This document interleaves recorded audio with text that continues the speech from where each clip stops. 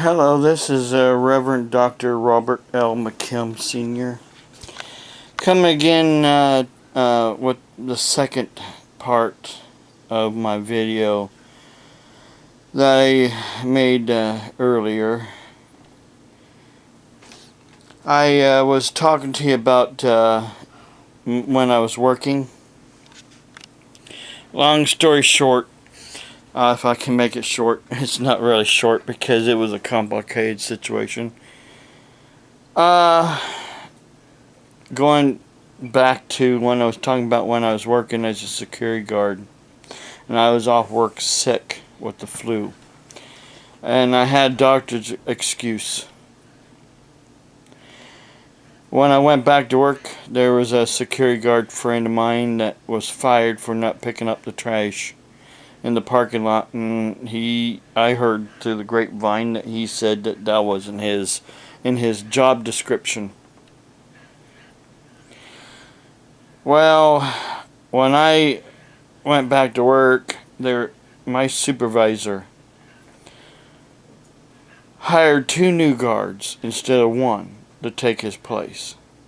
I asked her, why did you hire 2 guards instead of 1? Her answer was, I just want to see which one works out the best. And then on the desk in the main guardhouse, there was always 2 schedules. The week that you're working on, and then the following week's schedule would be on the desk. So you know what your schedule is for next week, besides the week that you're working.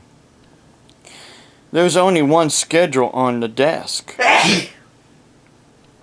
That was Renee sneezing, her allergies and asthma. Long story short, I asked her again, why is there only 1 schedule on the desk? She said, I'm still working on the next week's schedule.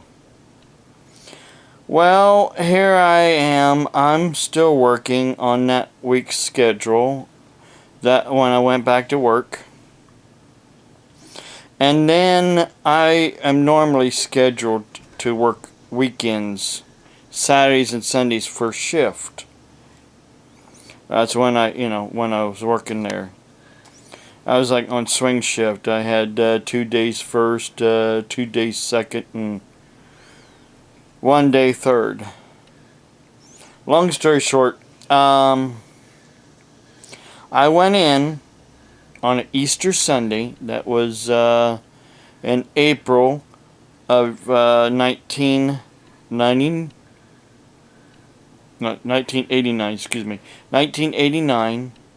April 1989, Easter Sunday, like I would have been normally scheduled to do in the past. It was foggy as all get out. It was so thick that you couldn't see 2 inches in front of you. I had to drive as slow as I could and safe as I could to get to work. And when I got to work, I pulled in, parked, and then this one older gentleman that's a guard, he left without saying a word to me. I go into the guardhouse, and the 2 new guards is there. I'm like, what's going on here? I'm supposed to be scheduled to work. No one called me. No one called me to tell me anything.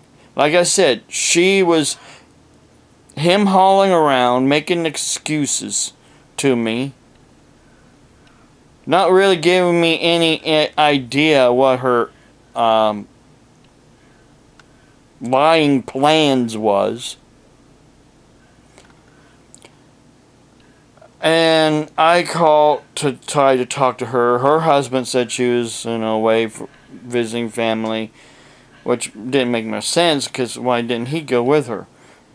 And another thing too is then I called the main supervisor, her supervisor, and he got very belligerent with me on the phone, telling me if I didn't leave the premises, he was going to call the sheriff on me.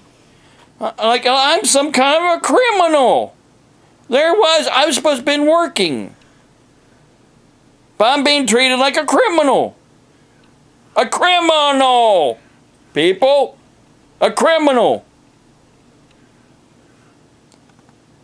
I was working at Clowes in Coshocton as a security guard for Ohio Security Systems out of Warren, Ohio. That's where I was working at. And I was being treated like a criminal. Well, the next day I called Ohio Security Systems to talk to the